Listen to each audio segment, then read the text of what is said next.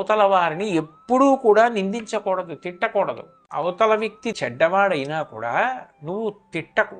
ఎందుకు తిట్టద్దని చెప్తున్నారంటే, లోకంలో కేవలము దుర్జనుడు, కేవలము సజ్జనుడు అని ఉండే అవకాశం ఉండదు.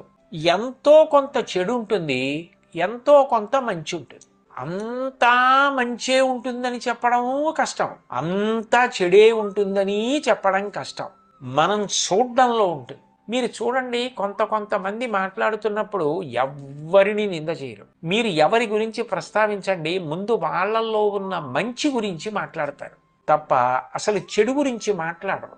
అసలు చెడు గురించి మాట్లాడడం అన్నది అలవాటు చేసుకున్నాం అనుకోండి, ఎవరి పేరెత్తినా వాళ్ళల్లో ఉన్న చెడు ముందు జ్ఞాపకానికి తెచ్చుకోవడం, ఆ చెడుని చూడడం, చెడు గురించి మాట్లాడడం, అవతల వాళ్ళని చెడ్డవాళ్ళడం అలవాటైపోతుంది.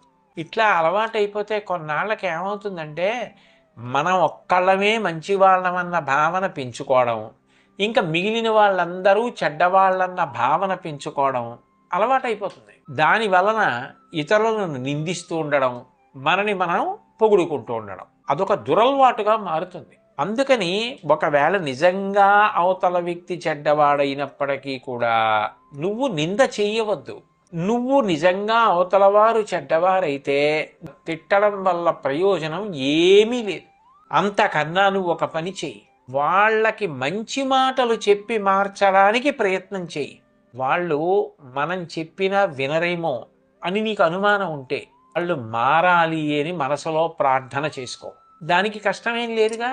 వాళ్ళ దగ్గర ఉండడం సాధ్యం కాదు, అంత చెడుందని అనిపించింది అనుకో, దూరంగా వెళ్ళిపో. ఇటువంటి వ్యక్తులకు దూరంగా ఉండు.